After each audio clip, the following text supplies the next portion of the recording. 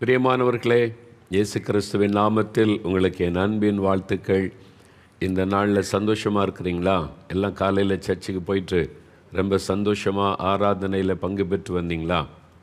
இல்லை, இன்றைக்கி எவ்வளோ பெரிய சந்தோஷம், நிறைய பேர் மகிழ்ச்சி. நான் இன்றைக்கி எங்கள் சர்ச்சுக்கு போயிருந்தேன். எங்கள் சர்ச்செல்லாம் ஃபுல்லு தான், இடமே இல்லாத அளவிற்கு 9 மணிக்கெல்லாம் சர்ச்சை நிரம்பிடுது. அதான் ஆண்டவர் எதிர்பார்க்கிறது. பிந்திலாம் போகக்கூடாது சர்ச்சுக்கு. ஆண்டவர் கிருபையாக நம்ம ஆராதிக்கிற ஆலயங்களை, சபைகளை திறக்க வைத்திருக்கிறார். சரியாக அதை பயன்படுத்தி கொள்ள வேண்டும். நிர்விசாரமாய் கிறிஸ்தவர்கள் இருக்கக்கூடாது. சபை ஆராதனை ஊழியங்களில் ரொம்ப கவனம் செலுத்த வேண்டும். பிந்தி போகிறது, அப்படியே ஒரு நிர்விசாரமாக போய் சும்மா உட்காந்துட்டு வர்றது, அப்படி இருக்கக்கூடாது. ஜெபம் பண்ணி ஆயத்தப்பட்டு நீங்கள் போனோம். இன்றைக்கு ஆண்டவர் எங்கள் ஆராதனையில் நல்ல ஆசீர்வாதம் கொடுத்தார். நாங்கள் தேசத்துக்காக ஜெபம் பண்ணினோம். எங்களுடைய மாவட்டத்துக்காக, எங்களுடைய சபைக்காகலாம் நாங்கள் ஜெபம் செய்தோம். அப்புறம் நல்ல சாட்சி, மிஷினரிகள் வந்து சாட்சியெல்லாம் சொன்னாங்க. நல்ல மிஷினரி செய்தி இன்றைக்கி கேட்ட ரொம்ப ஆசீர்வாதமாக இருந்தது. அதற்காக நான் ஆண்டவரை துதிக்கிறேன். இன்றைக்கி எல்லாருமே அவங்கவுங்க சர்ச்சைக்கு சபை கூடி வருதலை விட்டுவிடக்கூடாது. வேத வசனத்தை ஆழமாக உள்ளத்தில் பதித்து கொள்ளணும். சும்மா கல்யாணத்துக்கும் கல்லறைக்காக சர்ச்சுக்கு போகிற பழக்கம் இருக்கக்கூடாது. அதெல்லாம் நடக்கும். ஆனால் சபை கூடி வருதல் என்பது நம்ம வந்து ஆராதிக்கும் போது தேவனுடைய மகிமையை பூமியிலே கொண்டு வரும். அப்போது ஒவ்வொரு இடத்துல சபைகள் ஆராதிக்கும் போது அந்தந்த இடத்துல கர்த்தருடைய பிரசன்னம் இறங்க இருளின் ஆதிக்கங்கள் அழியும். அதுதான் கர்த்தருடைய வெளிச்சம் அங்கே வர இருளின் சக்திகளெல்லாம் அழிக்கப்பட்டு, அதனால்தான் எங்கும் சபைகள் வளர்ந்து பெருகிற்று என்கிற வேத வசனத்தில் அப்போஸ்தலர் 9:31 வாசிக்கிறோம். எங்கும் ஜனங்கள் கூடி ஆராதித்து ஜெபிக்க ஆண்டோடைய பிரசன்னம் இறங்கும்போது இருளின் கிரியைகள் தானாக அழிந்து விடும். அதனால்தான் இந்த சபை கூடி வருதலை விட்டுவிடக்கூடாது. சரியா? உண்மையிலே நீங்கள் சபைக்கு ஆராதனைக்கு போயிட்டு வந்திருப்பீங்கன்னு நான் விசுவாசிக்கிறேன். அதனால் நீங்கள் விட்டுவிடக்கூடாது.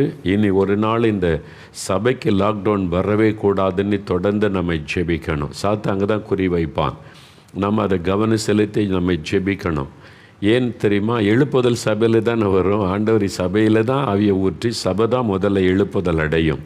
சபைக்குள்ளே தான் முதல்ல ஆவிக்குரிய மாற்றம் உண்டாகும். அந்த எழுப்புதல் அக்னி தான் சமுதாயத்துக்குள்ளே பரவி சென்று மாற்றத்தை உண்டாக்கும்.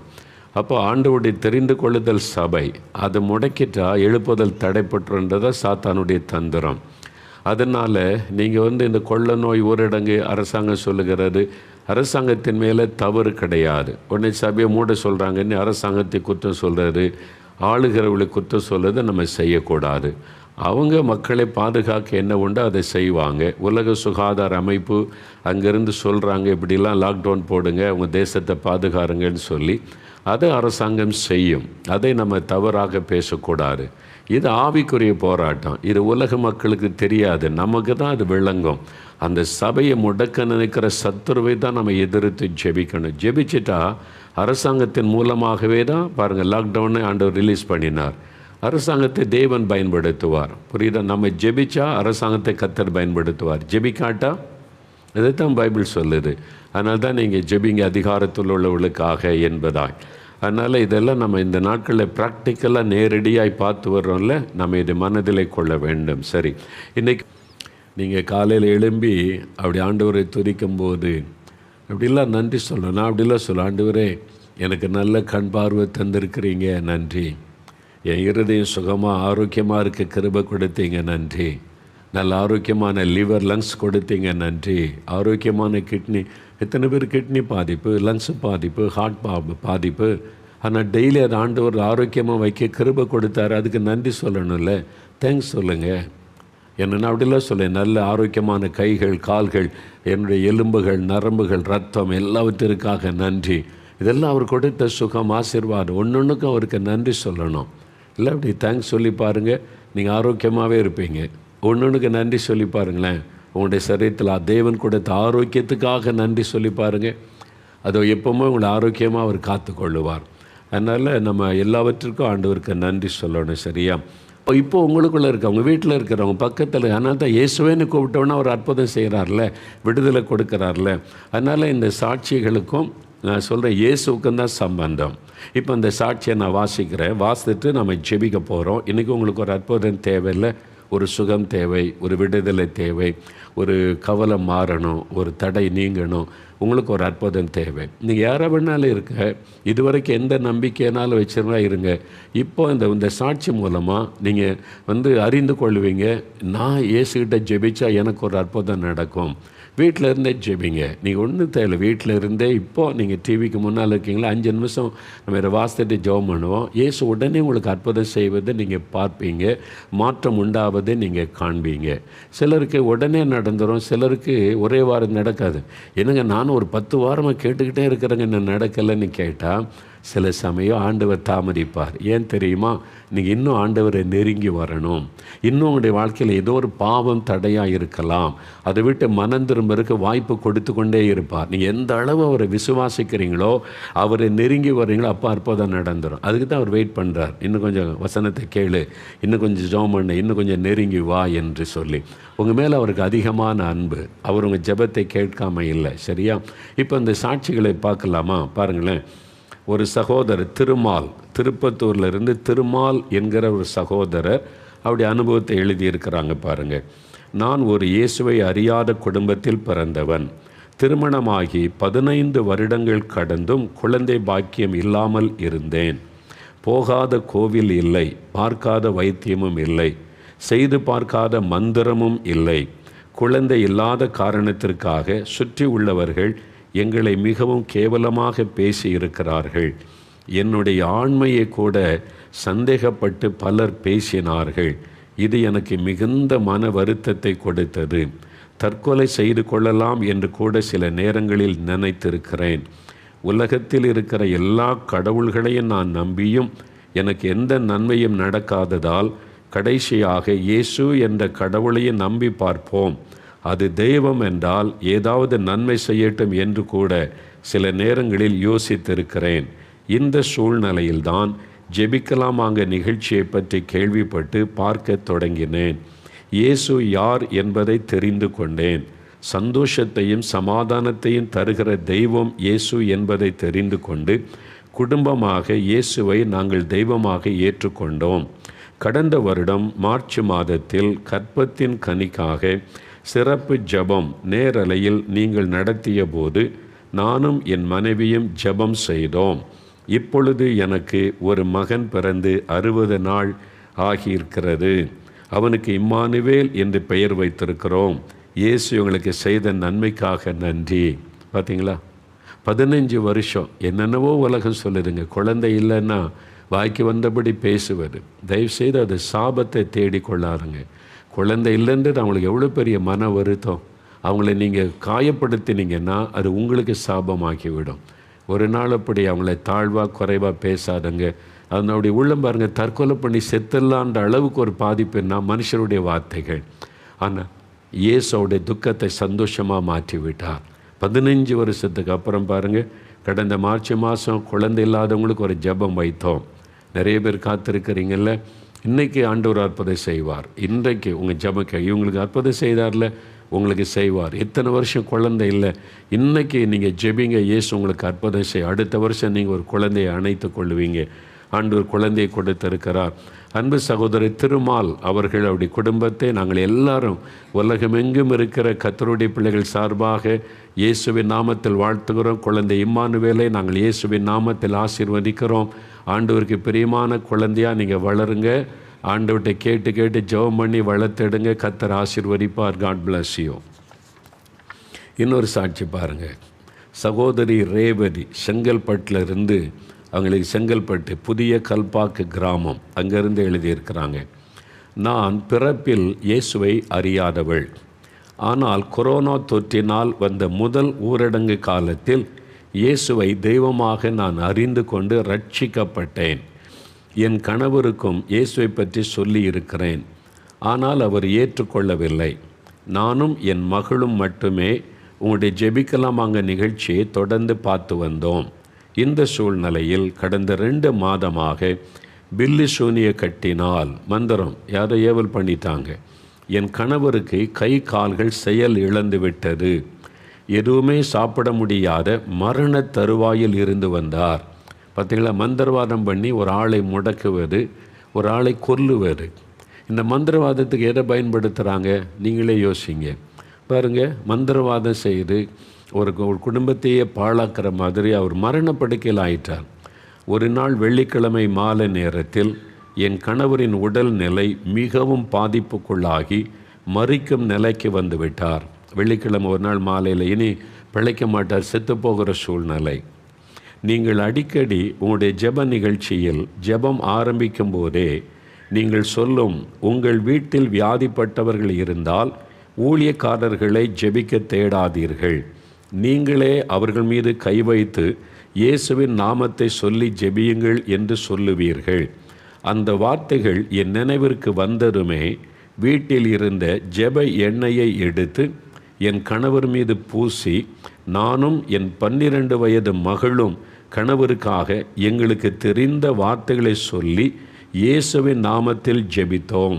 என்ன நடந்து பாரு, வீட்டில் எண்ணெய் பூசி, நான் சொல்ல எண்ணெய் பூசி ஜெபிக்கிறேன் என்னன்னு நிறைய சொல்லியிருக்கிறேன், பைபிளில் இருக்குது. அது எந்த எண்ணெயாக இருக்கலாம், அது தேங்காய் எண்ணெயாக இருக்கலாம், ஒலிவ் எண்ணெய் தான் வரணும், இஸ்ரவேலேருந்து வர அப்படிலாம் கிடையாது.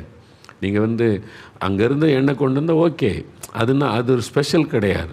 அதை பூசிட்டா எந்த வியாதியும் போயிடும் அப்படிலாம் கிடையாது. அப்படி யார் சொன்னாலும் நம்பாதங்க, வசனத்தை மட்டும் நம்புங்க. ஏன்னா உங்களுக்கு நமக்கு ஊரில் பயன்படுத்துகிறது தேங்காய் எண்ணெய் தான். சில இடங்களில் அது மாதிரி சூரியகாந்தி எண்ணெய், வெளிநாடுகளில் வெஜிடபிள் ஆயில்னால் எனி ஆயில், அவ்வளோதான். நீங்கள் அதுக்காக இந்த எண்ணெய் பூசினா எண்ணெய் விசேஷம் கிடையாது. எண்ணெய் இயேசுவுடைய ரத்தத்தை குறிக்கும். எந்த எண்ணெயாக இருந்தாலும் ஒரு வித்தை கசைக்கு பிழிஞ்சு தான் எண்ணெய் எடுக்க முடியும். அது எதை குறிக்கிறது? சிலுவையில் இயேசு கசைக்கு பிழியப்பட்டு தன் இரத்தத்தை நமக்காக சிந்தினார். நம்முடைய பாவம், சாபம், வியாதியெல்லாம் சிலுவையில் சுமந்துட்டார். அந்த எண்ணெய் பூசி ஜெபிக்கும் போது இயேசுவின் ரத்தம், அதை நினச்சி நான் பூசி ஜெபிக்கிற இயேசுவின் நாமத்தில் சொன்ன உடனே அற்புதம் நடக்கும். ரெண்டாவது, அந்த எண்ணெய் பரிசுத்த ஆவியானவரை குறிக்கும். ஆவியானவர் எங்கோ அங்கே விடுதலை, அனாயிண்டிங். அது ஆயில், அதை குறிக்க அனாயிண்டிங் ஆயில். அந்த எண்ணெய் பூசி பரிசுத்தாவியனுடைய வல்லமை இறங்கி தொடும். பாருங்க, அவங்க ஜெபிக்கிறாங்க. தாயும் 12 வயது மகளும் சேர்ந்து ஜெபிக்கிறாங்க. பெரிய ஆச்சரியம், அந்த நொடியே, அதான் நீங்கள் கவனிங்க.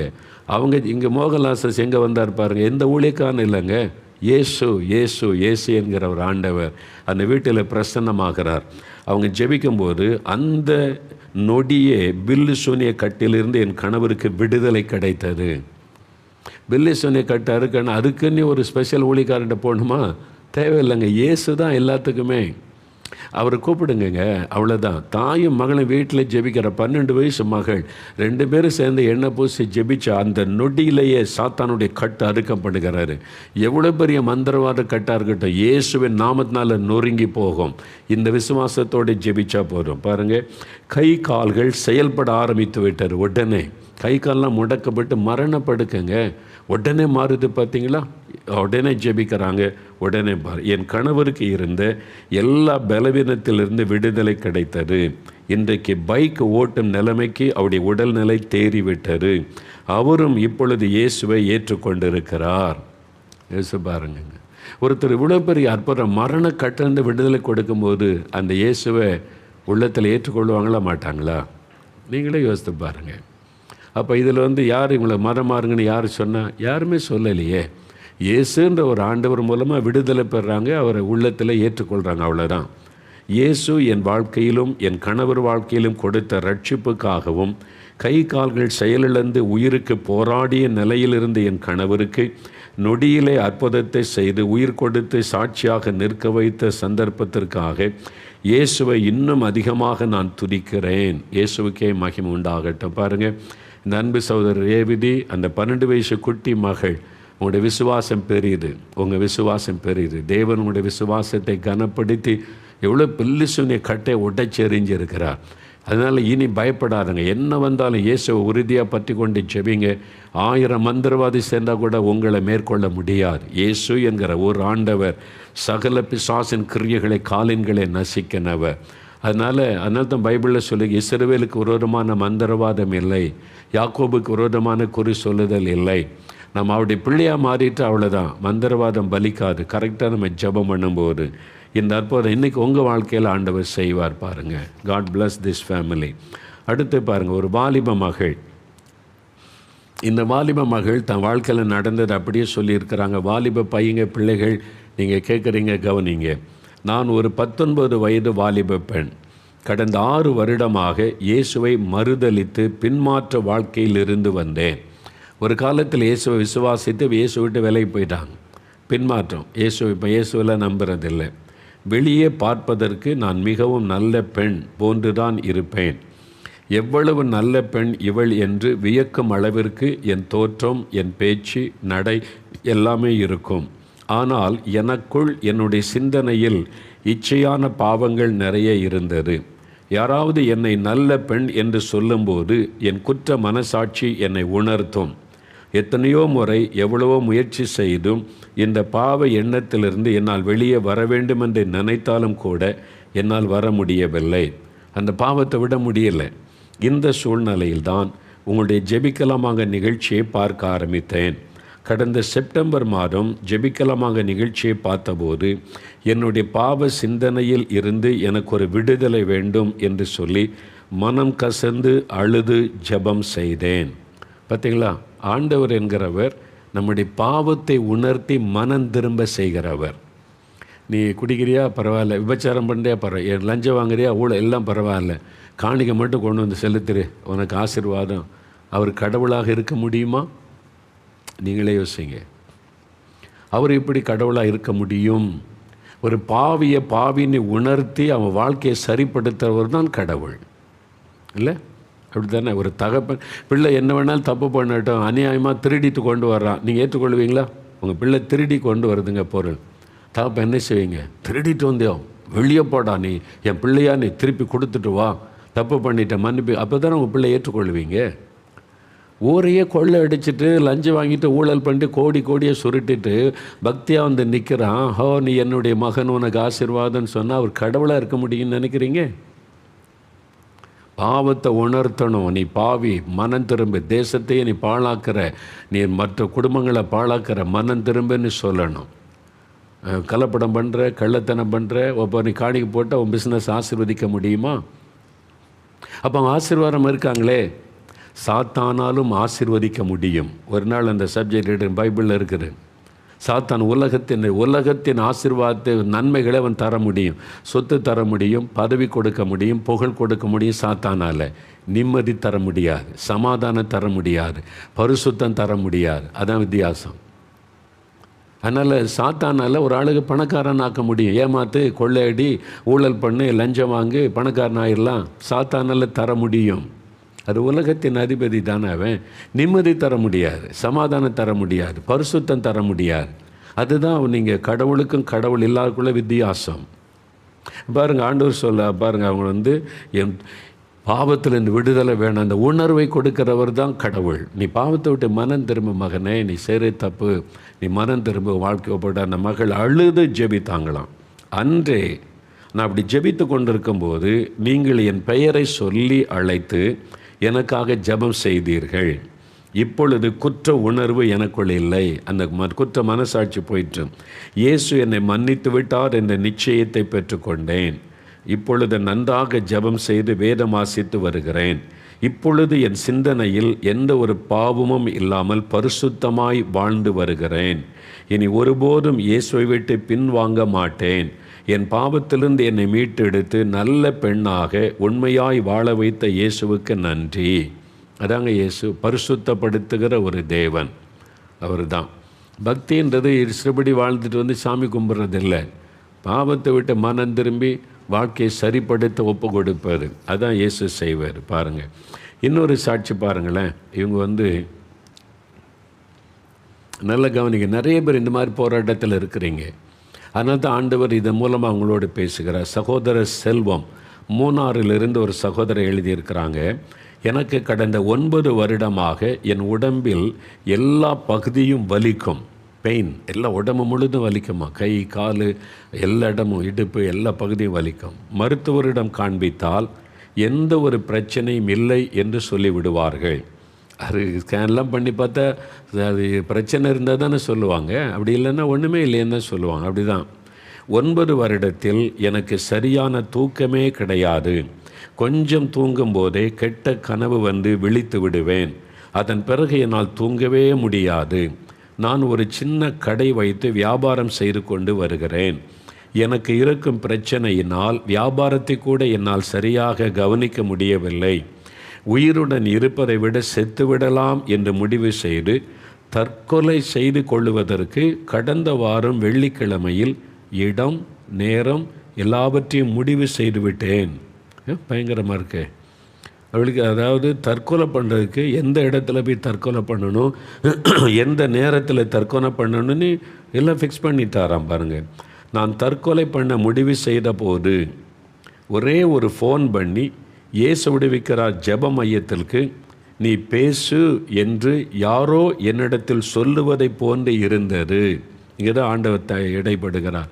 எல்லாம் என்ன ஒரு அப்படி மாதிரி என்ன மாதிரி இதை என்னப்பா இப்படிலாம் நடக்குமா, நடந்திருக்குல்ல. அதான் அப்படி அனுபவம். 9 வருஷம் பிரச்சனைங்க. வலி, உடம்பெல்லாம் வலி, பயம், தூக்கம் இல்லை, ஏன் வாழணுன்ற வெறுப்பு வந்துடும்ல. அது மாதிரி தற்கொலை பண்ணுறதுக்கு டேட்டு டைம் எல்லாம் ஃபிக்ஸ் பண்ணிட்டார். அப்போது ஒரே ஒரு முறை இயேசு விடுவிக்கிறார் ஜெப மையத்தில் ஃபோன் பண்ணி பேசுன்னு அப்படி உள்ளத்தில் யாரோ பேசுனாங்களாம். யார் பேசியிருக்கணும்? அதுதான் ஆண்டவர். மனிதன் மேல் அன்புள்ள ஒரு ஆண்டவர், மனிதன் இப்படி தற்கொலை பண்ணி சாவதை விரும்பாத ஒரு ஆண்டவர். அவர் பேசினார் அவளோடு. அப்பொழுது மிகவும் யோசித்து கடைசியில் இயேசு விடுவிக்கிறார் ஜெப மையத்திற்கு ஃபோனில் பேசினேன். அங்கு ஒரு சகோதரி எனக்கு ஆறுதல் சொல்லி ஜெபம் செய்து, இன்று வெள்ளிக்கிழமை உபவாசம் இருந்து ஜெபம் செய்யுங்கள், ஆசீர்வாத உபவாச நேரலை ஜெபத்தை பற்றி சொன்னார்கள். நானும் அன்றைய நாளில் உபவாசம் இருந்து ஜெபம் செய்தேன். உங்களுடைய நேரலை ஆசீர்வாத உபவாச ஜெபத்தில் அன்று ஒரு சகோதரி மந்திர வல்லமை நீங்க வேண்டும் என்று சொல்லி ஜெபம் செய்தபோது என் உடம்பில் ஒரு மரக்கிளை முறிந்து விழுவது போன்ற ஒரு சத்தம் கேட்டது. உடனே தற்கொலை எண்ணம் மாறியது. பாருங்களேன், இதெல்லாம் அவனுடைய எக்ஸ்பீரியன்ஸுங்க. என்ன எப்படிலாம் நடக்குமா நீங்கள் அவன்கிட்ட கேட்டு, இது மாதிரி நிறையா நடக்கிறாரு.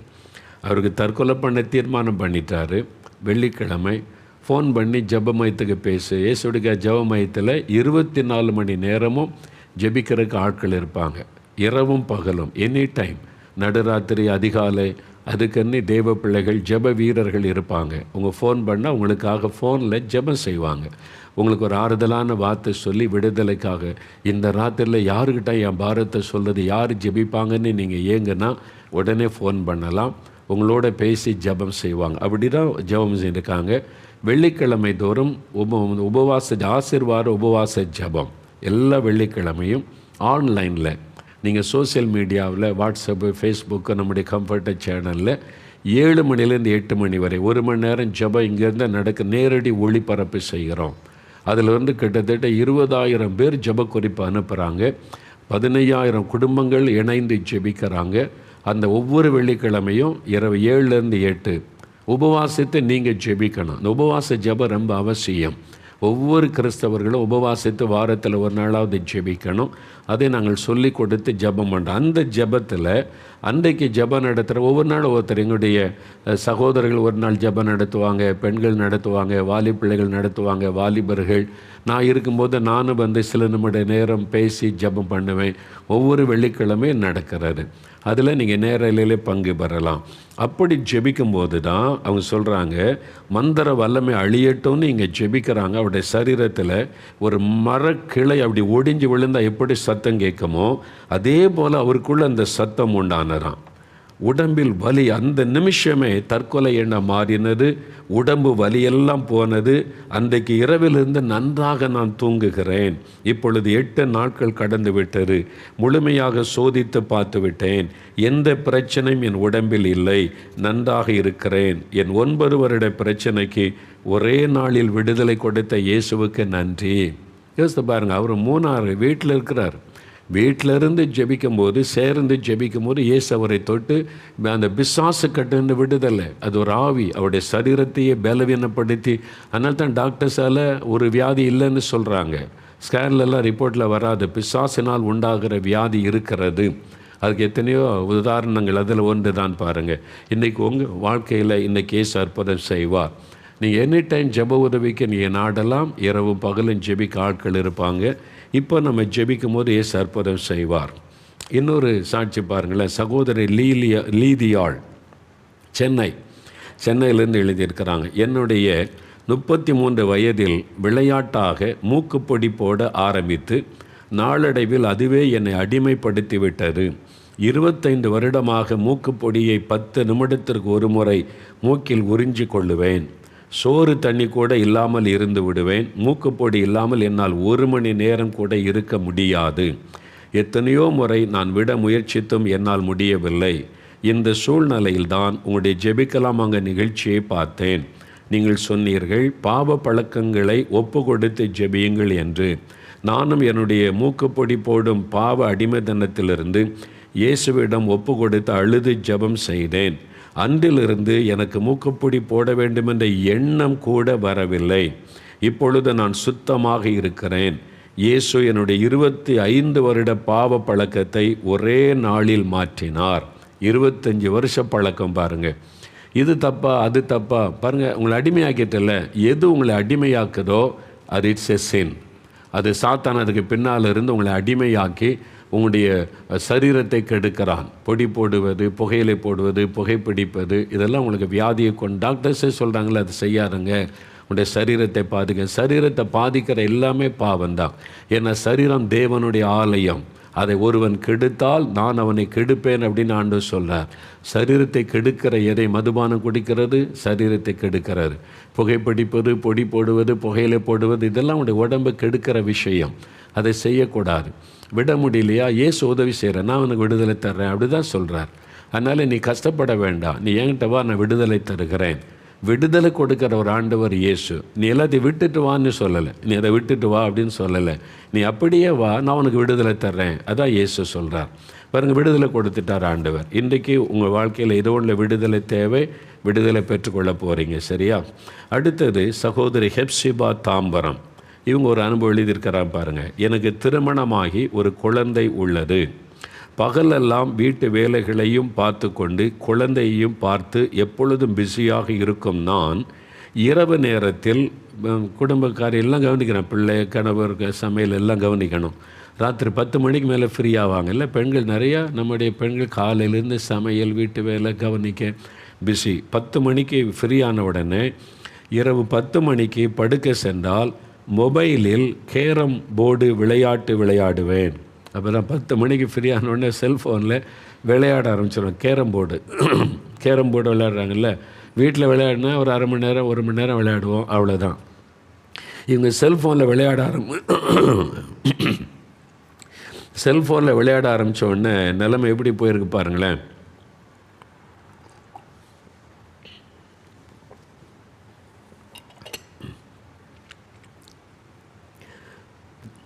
இரவு 10 மணிக்கு மொபைலில் கேரம் போர்டு விளையாட்டு விளையாடுவேன். விளையாட்டின் ஆர்வத்தில் கிட்டத்தட்ட இரவு 1 மணி வரைக்கும் தூங்காமல் விழித்திருந்து விளையாடுவேன். விளையாட்டு என்னை அடிமைப்படுத்தி வைத்திருந்தது. அது கூட ஒரு அடிமைத்தனம். இந்த விளையாட்டுக்கு அடிமையார் எப்பவும் மைண்டில் அதுதான் வாழ்க்கை கிடையாது. சிலர் அதுக்கு அடிமையாகிடுவாங்க. விளையாட்டு. சிலர் பிஸ்னஸுக்கு அடிமை. சம்பாதிக்கணும்ல ராத்திரி பகல் அது ஒன்றே தான் நோக்கம். அதுக்கு அடிமையாகிடுவாங்க. நம்ம எதுக்குமே அடிமையாகக்கூடாதுங்க. ஆண்டவர் நம்மளை சந்தோஷமாக வாழத்தான் வச்சுருக்கிறார். பாருங்கள், இவங்க அதிகாலை வரைக்கும் விளையாடுனா என்ன நடக்கும் பாருங்கள். இது ஒரு பாவம் என்பது எனக்கு தெரியவில்லை. இதான் நிறைய ப்ராப்ளம். இதில் என்ன தப்புங்க? கேரம் போர்டு விளையாடுறேன், சீட்டா விளையாடுறோம், ரம்மி விளையாடுனா தப்புங்க. இது விளையாடுறது என்னது? இப்படி தான் நிறைய பேர் நினச்சி சாத்தான் இப்படி தான் நம்மளை அடிமையாக்கி பாருங்கள் என்ன நடக்கிறது. உங்களுடைய ஜெபிக்கலாமாங்க அது பாவம் என்பது எனக்கு தெரியவில்லை. உங்களுடைய ஜெபிக்கலாமாங்க நிகழ்ச்சியை சத்தியம் டிவியில் ஒளிபரப்பு செய்த ஆரம்ப நாட்களிலிருந்து பார்க்க ஆரம்பித்தேன். நீங்கள் அதில் வாசிக்கிற சாட்சிகள் எல்லாம் என்னை மிகவும் தொட்டது. வீடியோ கேம் விளையாடிய அடிமைத்தனத்திலிருந்து விடுதலை பெற்றுக்கொண்ட சாட்சிகள் அதிகமாய் வாசிக்கப்பட்டது. அப்போது தான் நான் உணர்ந்தேன், நானும் ஒரு விளையாட்டுக்கு அடிமையாக இருக்கிறேன் என்பதை. என் பாவத்தை உணர்ந்து ஒப்பு கொடுத்து அழுது ஜெபம் செய்தேன். அதன் பிறகு தினமும் தேசத்திற்காக ஜெபம் செய்ய ஆரம்பித்தேன். பார்த்தீங்களா? அப்போது இந்த நேரத்தை, ஜெபிக்கிற நேரத்தை சாத்தான் திருடிட்டான். அதான் நீங்கள் நல்லா கவனிக்கணும். இப்போ அவங்க என்ன பண்ணுறாங்க? தேசத்துக்காக ஜெபிக்கிறாங்க. முன்னால் என்ன பண்ணாங்க? கேரம் போர்டு விளையாடிக்கிட்டே இருந்தாங்க. அப்போது சாத்தான் ஜெப நேரத்தை திருடுவதற்கு ஒரு பக்க வழியாக, இது தப்பு இல்லை, சும்மா இது விளையாடலாமே, அந்த மாதிரி எண்ணத்தை உண்டாக்குற. இப்போ ஜெபிக்க ஆரம்பித்தேன். என்னை ஒப்பு கொடுத்த நாளிலிருந்து என்னை அறியாமலேயே அந்த பாவத்திலிருந்து நான் வெளியே வந்துவிட்டேன். அதான் இயேசு உங்களை வெளியே கொண்டு வருவார் பாவத்திலிருந்து.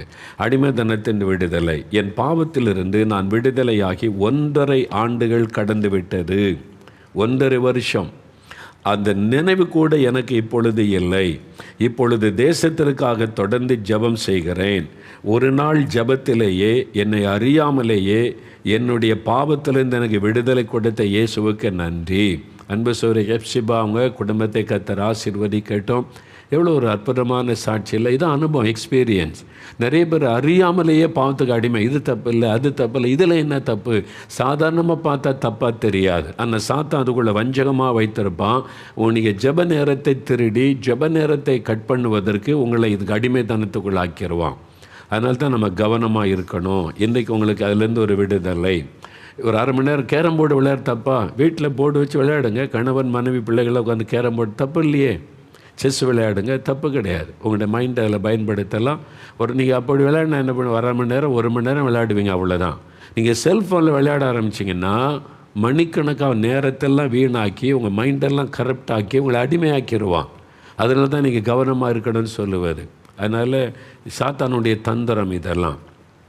அடுத்த சகோதரி ரோஸ்லின் எடப்பாடி, எடப்பாடியிலிருந்து முன்னாள் முதலமைச்சருடைய தொகுதியில் அவங்க அங்கேருந்து ரோஸ்லின் என்கிற சகோதரி எழுதியிருக்கிறாங்க.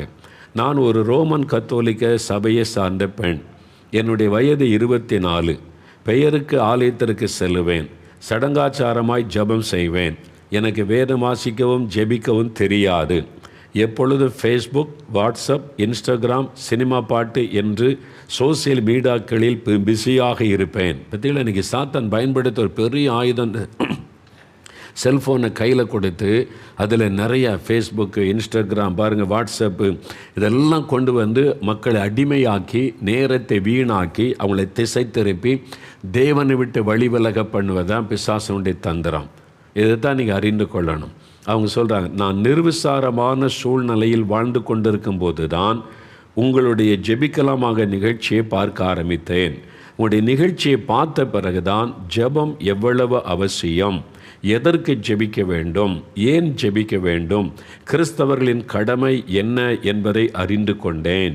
அதன் பிறகு என்னை ஒப்பு கொடுத்து ஜெபம் செய்தேன். தேசத்திற்காக ஜெபிக்க என்னையும் ஒப்பு கொடுத்தேன். அதன் பிறகு வேதம் வாசித்து ஜெபிக்கவும் ஆரம்பித்தேன். சோசியல் மீடியா அடிமைத்தனத்திலிருந்து எனக்கு ஒரு முழு விடுதலையும் கிடைத்தது. யூடியூப்பில் வருகிற கிறிஸ்தவ செய்திகளையும் ஜெபங்களையும் கேட்க ஆரம்பித்தேன். அடுத்தது கவனிங்க, கிறிஸ்தவங்க கவனிங்க, இன்னொரு காரியம் அவங்க எழுதுகிறாங்க, இதுவும் உண்மைதான். அவங்க பாருங்கள், இப்போ அங்கேருந்து எங்கே வர்றாங்க, யூடியூப்பில் வருகிற கிறிஸ்தவ செய்திகளை ஜெபங்களை கேட்க ஆரம்பித்தேன். அதையே முழு நேரமும் கேட்க ஆரம்பித்து, அதான் கவனிங்க, முழு நேரமும். இப்போ கிறிஸ்தவ பாட்டு, முன்னால் சீட்டு விளையாடினா தப்பானதை பார்த்தோம் அதெல்லாம். இப்போ கிறிஸ்தவ பாட்டு செய்தி ஒன்று மாற்றி நிறைய பேர் பேசுகிறாங்களே, எல்லாம் கேட்க ஆரம்பித்து அதையே முழு நேரமும் கேட்க ஆரம்பித்து வேதம் வாசிப்பது குறைந்தது. ஒரு நாளைக்கு பல அதிகாரங்களை வாசித்து கொண்டிருந்த நான் 3-4 வசனங்களை மட்டும் வாசித்தேன். ஒரு நாள் என்னுடைய ஜெபத்தில், இதான் ஆண்டவர் எப்படி செயல்படுறார் பாருங்கள். ஒரு நாள் என்னுடைய ஜெபத்தில் இயேசு என் தவறை எனக்கு காண்பித்தார். என்னங்க, கிறிஸ்தவ பாட்டு, கிறிஸ்தவ செய்தி பார்க்குற தப்பா? நீங்கள் ஆண்டவரோடு தனித்து பேசாமல், வசனத்தை தியானிக்காமல் 24 மணி நேரம் கிறிஸ்தவ பாட்டு செய்தியை கேட்டுக்கிட்டேன்னு அது கூட தப்பு தான், அடிமைத்தனம். அப்போ தப்பான செய்தியெல்லாம் உங்கள் பக்தி விருத்திக்கு கொஞ்சம் நேரம் பாருங்கள், அவசியமானதை பாருங்கள். எல்லாத்தையும் நீங்கள் பார்த்தீங்கன்னா தப்பான உபதேசங்கள், தப்பான காரியம் எல்லாம் கூட பார்க்க வேண்டியது வரும். நேரத்தை வீணாக்கக்கூடாது. அது இது ஆண்டவரே பேசியிருக்கிறார். அவங்க சொன்னது உண்மை. நல்ல கவனிங்க. ஒரு நாள் என்னுடைய ஜெபத்தில் இயேசு என் தவறை எனக்கு காண்பித்தார். கிறிஸ்தவ செய்திகளை யூடியூப்பில் பார்ப்பதற்கு முக்கியத்துவம் கொடுத்தது தவறு என்பதை உணர்த்தினார். வேதத்தை வாசித்து என்னோடு பேசுவதுதான் எனக்கு விருப்பம் என்பதை குறித்து பேசினார். எங்கள் ஆண்டவர் என்ன சொல்கிறார் பாருங்கள். நீ டிவிக்கு முன்னால் உட்காந்து இவர் பேசுகிறார், அவர் பேசுகிறார், இந்த பாட்டு அந்த பாட்டு, நீ மணிக்கணக்கு அதுக்கு முன்னால் உட்காந்துருக்கிறத விட நீ தனியாக என் சமூகத்தில் வா, என்னை துதித்த பாடு, வசனத்தை தியானித்து நான் உன் கூட பேசணும். அதுதான் முக்கியம். அப்போ ஆண்டவரோடு தனித்திருக்கிற நேரத்தை எது திருடினாலும் அது பாவம். அதனால தான் கவனிங்க. அப்போ செய்தி கேட்கக்கூடாதா? யூடியூப்பில் கேட்கலாம். நான் ஒரு அரை மணி நேரம் கேட்பேன், செய்தி கேட்பேன். மற்ற ஊழியக்காரருடைய பிரசங்க நான் கேட்பேன். நான் ஒரு நாளைக்கு ஒரு அரை மணி நேரம், 1 மணி நேரம் அவ்வளோ சில பாட்டுகள் பார்ப்பேன், செய்திகள் கேட்பேன். நான் நிறைய நல்ல ஊழியர்களுடைய செய்தி இருக்குது, பைபிள் ஸ்டடி இருக்குது, பார்ப்பேன். அதுக்காக மணிக்கணக்காக உட்காந்து 4 மணி நேரம் 5 மணி நேரம் எப்போவுமே அதையே பார்த்துக்கிட்டு இருக்கிறது உங்களுடைய தனி ஜெபத்தை கெடுத்து விடும். நீங்கள் தேவனோடு தனித்து பேசுவதற்கு எதுவுமே தடைய வரக்கூடாது. அதுதான் ஆண்டவர் சொல்கிறார் அந்த மகளுக்கு. இது நல்ல ஒரு போதனை. சிலர் அப்படி தான், நாங்கள் எப்போவுமே கிறிஸ்துவ ஓடிக்கிட்டே இருப்போம். நீங்கள் எப்போ தனியாக ஜெபம் பண்ணுவீங்க? நீங்கள் எப்போ தனியாக போய் ஆண்டவர்கிட்ட பேசுவீங்க? நீங்கள் எப்போவுமே டிவியில் வீடியோவில் செய்தியே கேட்டுக்கிட்டு தான் நீங்கள் எப்போ போய் கர்த்தர்கிட்ட பேசுவீங்க? அதுக்கு தான் முக்கியத்துவம் கொடுக்கணும். அதனால் டிவியில் வர்றதில் செய்தி கேளுங்க, தப்பில்லை. நான் பல ஊழியர்களுடைய செய்திகளை நான் கேட்பேன். நான் செய்தி நல்லா யூஸ்ஃபுல்லாக இருக்கும். நான் டெய்லி கேட்பேன். கொஞ்சம் ஒரு அரை மணி நேரம் 3/4 மணி நேரம் கேட்பேன். நான் அது எனக்கு ஆசீர்வாதம். சில பாட்டுகள், நிறைய பாட்டுகள்லாம் நான் பார்ப்பேன். இயேசு உடைக்கிற பாட்டு மட்டும் கிடையாது, நிறைய பாட்டு பார்த்து சிலது திரும்ப மறுநாளும் பார்ப்பேன். ரொம்ப ஆசீர்வாதமாக இருக்கிற பாட்டெல்லாம் எனக்கு உண்டு, நான் பார்த்துருக்கிறேன். தப்பு கிடையாது. ஆனால் எப்போவுமே அதையே பார்த்துக்கிட்டு உங்கள் ஜெப நேரம் பாதிக்கப்படக்கூடாது, உங்களுடைய வேத வாசிப்பு பாதிக்கப்படக்கூடாது. அதனால தான் நீங்கள் கவனம் செலுத்தணும். இன்றைக்கி ஆன்லைனில் ஆராதனைன்னு சொல்லி தான் ஆராதனைக்கு வர்றதை நமக்கு சாத்தான் கெடுக்கிறான். அது தப்பு. வீட்டில் உட்காந்து ஆராதனை பார்க்குறேன், ஆராதனை பங்கு பெறேன், தப்பு. உங்களால் நடக்க முடியல, பேலன் இருக்குல்ல, சர்ச்சுக்கு போங்க. சர்ச்சு கூடி வர்றதை விடக்கூடாது. அது படுக்கையில் இருக்கிறவங்களுக்கு தான் ஆன்லைனில் ஆராதனை. நடக்க முடியாது, படுக்கையில் இருக்கீங்க, அல்லது கர்த்தர் உங்களை படுக்க வச்சு பாருன்னு வச்சுருவார். அதனால் கவனம்.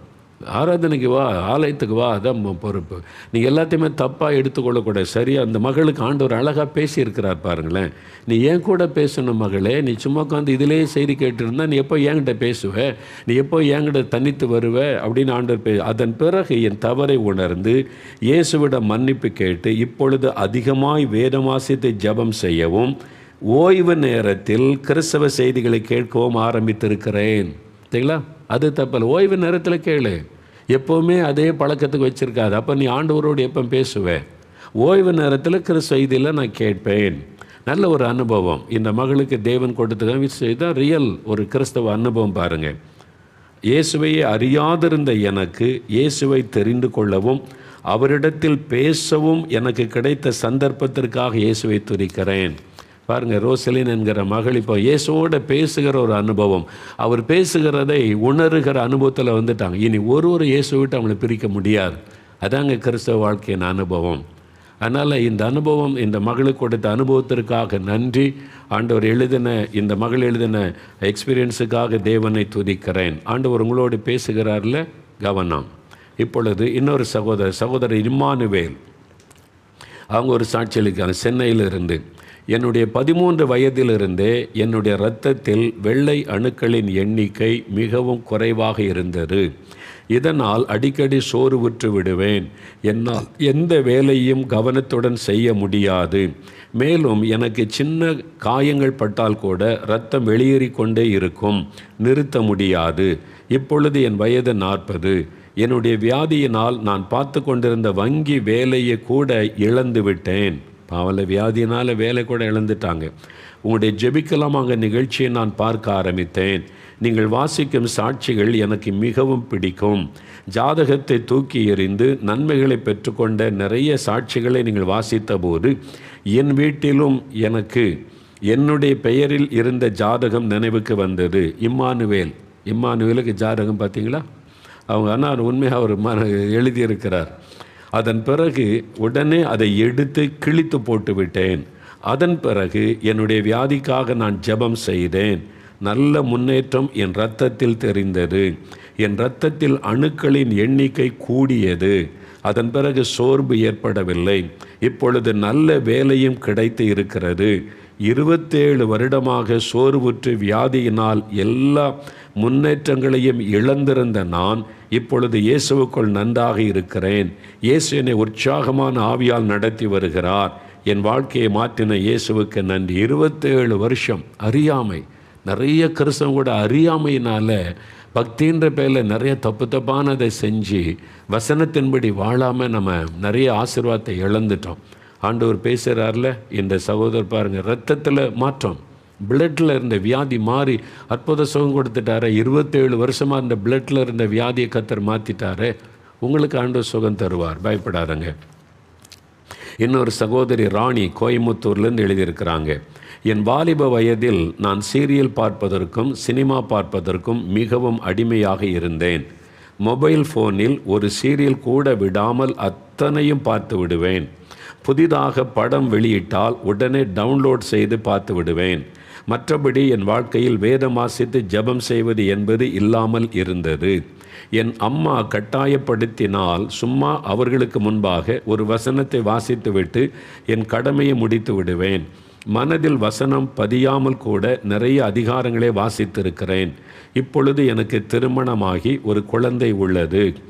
உங்களுடைய நிகழ்ச்சியை பார்த்த பிறகுதான் என்னுடைய பாவங்களை ஒப்பு கொடுத்து ஜெபம் செய்தேன். இப்பொழுது நான் சினிமா சீரியல் பார்ப்பது இல்லை. வேதம் வாசிக்கவும் ஜெபிக்கவும் கற்றுக்கொண்டேன். இப்பொழுதெல்லாம் தினமும் 1.5 மணி நேரம் 2 மணி நேரம் தேசத்திற்காக மற்றவர்களுக்காக ஜெபித்து வேதத்தை தியானித்து வருகிறேன். இப்பொழுது நான் வாசிக்கும் வசனங்கள் என் மனதில் பதிந்து உள்ளது.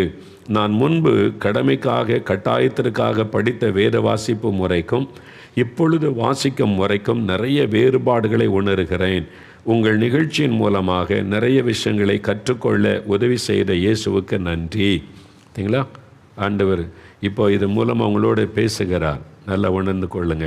சரி, ஒரு வாலிப மகள் அவள் வெளிப்படையாக எழுதின ஒரு காரியம், அதனால் பேரில் சொல்ல முடியாது. காரியம் உங்களுக்கு பிரயோஜனமாக இருக்கும். வாலிப பிள்ளைகள் கவனிங்க. நான் கிறிஸ்தவ குடும்பத்தில் பிறந்திருந்தாலும் எனக்கும் கிறிஸ்துவுக்கும் தொடர்பு இல்லாத ஒரு வாழ்க்கையை வாழ்ந்து வந்தேன். என் ஊரில் என் வீட்டில் நான் மிகவும் நல்ல பெண். வேலைக்காக நான் சென்னை பட்டணத்திற்கு வந்த பொழுது தகாத பழக்க வழக்கத்தினால் என் வாழ்க்கையை சீரழிந்து போனது. எனக்கு நிறைய ஆண் நண்பர்களுடன் பழக்கம் வந்தது. தகாத உறவும் கொண்டிருந்தேன். அடிக்கடி என் ஆண் நண்பர்களை மாற்றிக்கொள்வேன். யதார்த்தமாய் ஒரு நாள் உங்களுடைய ஜெபிக்கலாம் அங்கே நிகழ்ச்சியை பார்த்தேன். அன்று என் பாவத்தை உணர்ந்தேன். உடனே என்னை அர்ப்பணித்து அழுது மனம் கசந்து என் பாவங்களை அறிக்கையிட்டு ஜெபம் செய்தேன். அன்றிலிருந்து எனக்குள் நல்ல மாற்றங்கள் வரத் தொடங்கின. பரிசுத்தமாய் வாழ வேண்டும் என்ற எண்ணம் எனக்குள் வந்தது. என் பழைய பாவங்களின் நினைவு கூட இப்பொழுது எனக்கு இல்லை. வேதம் வாசித்து ஜெபம் செய்கிறேன். எந்த குற்ற உணர்ச்சியும் இல்லாமல் இயேசுவுக்குள் நல்லதொரு வாழ்க்கையை இப்பொழுது நான் வாழ்ந்து வருகிறேன். என்னை என் பாவத்திலிருந்து மீட்டெடுத்த இயேசுவுக்கு நன்றி. பார்த்தீங்களா? ஆண்டவர் இயேசு ஒரு மனிதன் எப்படி பாவத்திலிருந்து, அதுக்கு தாங்க இயேசு வந்தார். மதம் மாற்றுறாங்க, எங்கே மதம் மாற்றுறாங்க. சிலர் அப்படியே பொய்யானதை திரும்ப திரும்ப சொன்னால் மெய்யானே நினச்சிடுறாங்க. மனசை மாற்றுறார் இயேசு. லைஃப்பை சேஞ்ச் பண்ணுகிறார், பரிசுத்த வாழ்க்கையை கொடுக்கிறார். அதாங்க இயேசு. அதுதான் நாங்கள் சொல்லுகிறோம் சுவிசேஷம் என்று. சகோதரி அனிதா திருச்சியிலிருந்து, என் கணவர் கடந்த 3 வருடமாக ஆன்லைன் விளையாட்டிற்கு அடிமையாக இருந்தார். பாருங்கள், நிறைய குடும்பம் இந்த ஆன்லைனில் பாழாகி கொண்டு இருக்கிறாரு. இது ஒரு சாத்தானுடைய ஆயுதம். நம்ம அதை எதிர்த்து ஜெபிக்கணும். காலையில் தூங்கி எழும்போதே செல்ஃபோனை கையில் எடுத்தால் இரவு படுக்க போகும் வரைக்கும் அவர் விளையாடி கொண்டே இருப்பார். எத்தனையோ முறை நான் சண்டை போட்டிருக்கிறேன். எந்த மாற்றமும் இல்லாமல் அவர் வழியில் சென்று கொண்டிருப்பார். உங்களுடைய ஜெப நிகழ்ச்சியை நான் தொடர்ந்து பார்த்து வருகிறேன். ஒரு நாள் நீங்கள் சொன்னீர்கள், கணவரிடத்தில் சண்டை போட்டு அவர்களின் பழக்கத்தை மாற்ற முயற்சிக்காதீர்கள், அவருக்காக ஜெபம் செய்யுங்கள், இயேசு மாற்றத்தை தருவார் என்று சொன்னீர்கள். நானும் சண்டை போடுவதை நிறுத்திவிட்டு என் கணவருக்காக ஜெபம் செய்ய ஆரம்பித்தேன். கடந்த ஞாயிற்றுக்கிழமை ஆன்லைன் விளையாட்டை பற்றி நீங்கள் பேசினீர்கள். நீங்கள் பேசியதை என் கணவரும் கேட்டார். அவர் மனதை ஒவ்வொரு வார்த்தையும் தொட்டிருக்கிறது. ஜெபமும் செய்தார். மறுநாள் காலையில் என் செல்போனில் உள்ள எல்லா ஆன்லைன் விளையாட்டுகளையும் அன்இன்ஸ்டால் செய்துவிட்டேன் என்று சொன்னார். இப்பொழுது செல்போனை அவர் தொடுவதே இல்லை. தேவைக்காக மட்டும் பயன்படுத்துகிறார். என் கணவரின் மாற்றம் மிகுந்த சந்தோஷத்தையும் சமாதானத்தையும் எனக்கு கொடுத்திருக்கிறது. என் கணவரை அடிமைத்தனத்திலிருந்து விடுவித்த இயேசுவுக்கு நன்றி. அப்போது நீங்கள் சண்டை போடாதங்க, ஜெபம் பண்ணுங்க. பிள்ளைகளோட சண்டை, நீ மனம் திரும்பு, நீ குடிகாரனாக இருக்கிற, சண்டை போட்டு மாற்ற முடியாது. ஜெபம் பண்ணுங்க, ஆண்டவர் தொடுவார் பாருங்கள். கடைசியாக ஒரு சாட்சி வாசித்துட்டு ஜெபிக்கலாமா? சகோதரர் லட்சுமணன், திருப்பத்தூர்லேருந்து லட்சுமணன் என்கிற சகோதரர். நான் இயேசுவை அறியாத குடும்பத்தை சேர்ந்தவன்.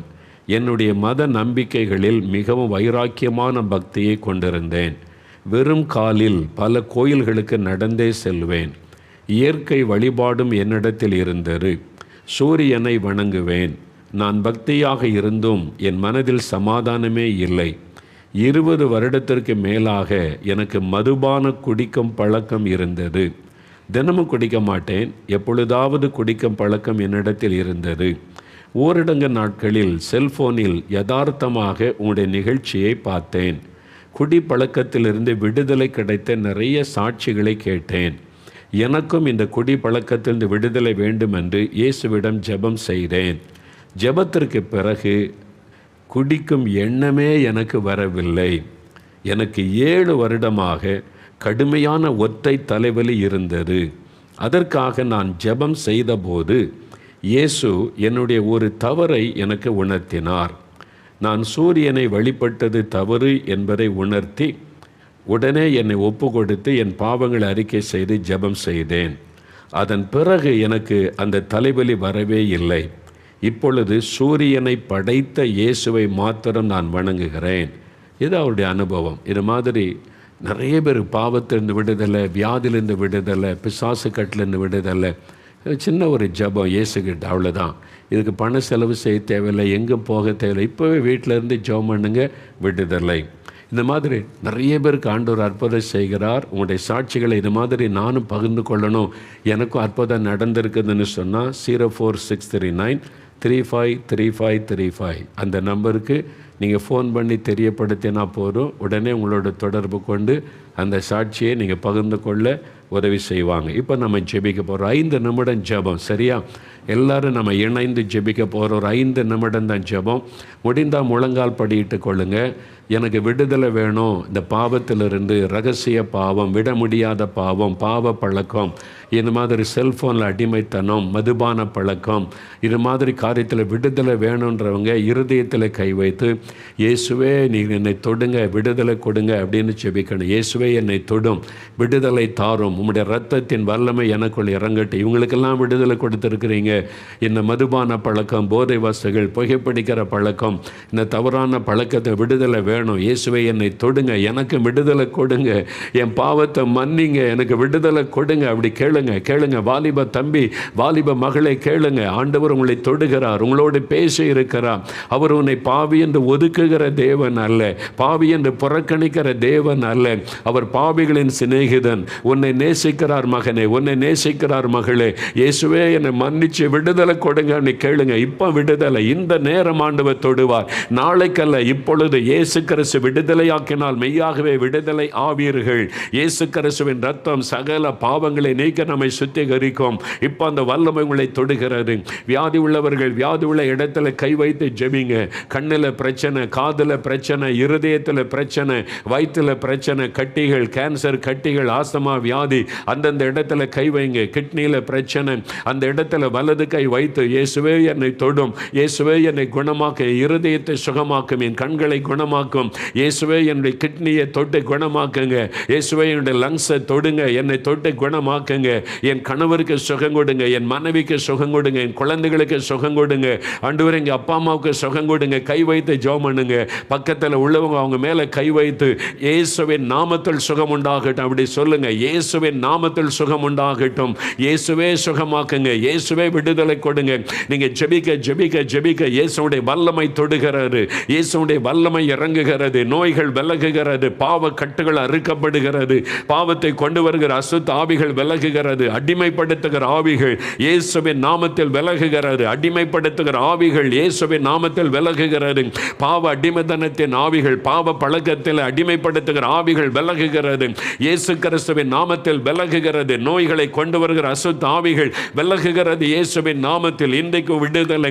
20 வருட வியாதி, 25 வருட வியாதி எல்லாம் மறைகிறது இயேசுவின் நாமத்தில். குடும்பங்களுக்குள்ளே விடுதலை, குடும்ப ஆசீர்வாதத்தை தடைப்படுத்துகிற ஆவிகள் விலகுகிறது, கற்பத்தின் ஆசீர்வாதம், குழந்தை செல்வம் உண்டாகிறது. ஜெபிங்க ஜெபிங்க, கேளுங்க. நீங்க கேட்க கேட்க உங்களுக்கு விடுதலை, அற்புதம் நடக்கிறது. இயேசுவை தொடுங்க, இயேசுவை விடுதலை கொடுங்க, இயேசுவை ஆசீர்வதிங்க, இயேசுவை அற்புதம் செய்யுங்க. கேளுங்க, இயேசுன்ற பெயரை சொல்லுங்க, இயேசுவின் நாமத்தை சொல்லுகிற ஒவ்வொரு வீடுகளுக்குள்ள வல்லமை இறங்கட்டும். இயேசுவை உம்மை நோக்கி கோப்படுகிற எல்லா வீடுகளுக்குள்ள உம்முடைய வெளிச்சம் உதிப்பதாக, உம்முடைய வெளிச்சம் உதிப்பதாக, இயேசுவாகிய வெளிச்சம் உதிப்பதாக, இருள் விலகுவதாக, இருள் விலகுவதாக. ஒவ்வொரு குடும்பத்தை விட்டு, வீடுகளை விட்டு இருளின் ஆதிக்கங்கள் ஒளியட்டும் இயேசுவின் நாமத்தில். சுகம் உண்டாகட்டும், பாவங்கள் சாபங்கள் ஒளியட்டும், ஒரு விடுதலை உண்டாகட்டும், வெளிச்சம் உதிக்கட்டும், அறியாமையின் இருள் விலகட்டும் இயேசுவின் நாமத்தில், அறியாமையின் இருள் விலகட்டும் இயேசுவின் நாமத்தில். ஆவிக்குரிய கண்கள் திறக்கப்படட்டும், உம்மை வெளிப்படுத்த, உம்மை வெளிப்படுத்த, உம்மை வெளிப்படுத்தி காண்பியும். ஆமென், ஹல்லேலூயா. உமக்கு நன்றி ஆண்டவருடைய வெளிச்சம் அநேக வீடுகளுக்குள் இறங்குகிறது. சிலர் இயேசுவை தரிசிக்க வேண்டும் என்று ஜெபிக்கிறீர்கள், உங்களுடைய ஆவிக்குரிய கண்கள் திறக்கப்படுகிறது. இப்போ இயேசுவை நீங்கள் தரிசிக்க முடியாய், சிலருடைய ஆவிக்குரிய கண்கள் திறக்கப்படுகிறது. இயேசுவே எனக்கு உங்களை வெளிப்படுத்துங்க, எங்க வீட்டுக்கு உங்களை வெளிப்படுத்துங்க. நீங்க கேட்கிறீங்க, இயேசு உங்கள் மத்தியிலே பிரசன்னமாக இருக்கிறார், உங்க வீட்டுக்குள் ஆண்டவருடைய வெளிச்சம் வந்திருக்கிறது. ஆகவே அசுத்த ஆவிகள் விலகுகிறது, அலறுகிறது, ஓடுகிறது. காரணம் இயேசு உங்களுடைய வீட்டுக்குள்ளே வந்திருக்கிறார். இப்ப சொல்லுங்க, இயேசுவே ஸ்தோத்திரம், இயேசுவே ஸ்தோத்திரம். வாய் திறந்து சொல்லுங்க, இயேசுவே ஸ்தோத்திரம் சொல்லுங்க. இந்த நிமிஷத்தில் இந்த ஒரு விடுதலை மாற்றம் உடைய வீட்டுக்குள்ள. ஹல்லேலூயா. நான் உம்மை துதிக்கிறேன், துதிக்கிறேன், ஸ்தோத்தரிக்கிறேன். ஆண்டவரே, உம்மை அநேகருக்கு நீங்க வெளிப்படுத்தி இருக்கிறதற்காய் ஸ்தோத்திரம். உம்முடைய வெளிச்சம் அவருடைய வீடுகளுக்குள்ளே பிரகாசித்ததற்காய் ஸ்தோத்திரம். இருளின் வல்லமைகள் அழிக்கப்பட்டு விட்டதற்காய் ஸ்தோத்திரம், ஸ்தோத்திரம், ஸ்தோத்திரம், ஸ்தோத்திரப்பா. உமக்கு கோடி கோடி நன்றி செலுத்துகிறோம். இயேசு கிறிஸ்துவின் நாமத்தில் ஜெபிக்கிறோம் பிதாவே. ஆமேன், ஆமேன். ஆண்டவர் உங்கள் ஜெபத்தை கேட்டார். நீங்கள் உண்மையாக விசுவாசத்தோடு ஜெபித்தீங்க. உங்கள் வீட்டுக்குள்ளே கர்த்தருடைய வெளிச்சம் பிரகாசித்ததை என் ஆவியிலே பார்க்க முடிந்தது. சிலர் ரொம்ப தாகத்தோடு, இயேசுவே நானும் உம்மை பார்க்கணும், என்னை வெளிப்படுத்தன்னு கேட்டீங்க. ஆண்டவர் தானே உங்களுக்கு வெளிப்படுத்துகிறார். இயேசுவை தரிசிக்கிற ஆவிக்குரிய கண்களை கர்த்தர் உங்களுக்கு கொடுத்து உங்களோடு பேசியிருக்கிறார். நன்றி. ஹல்லேலூயா. கர்த்தருக்கு ஸ்தோத்திரம். சரி.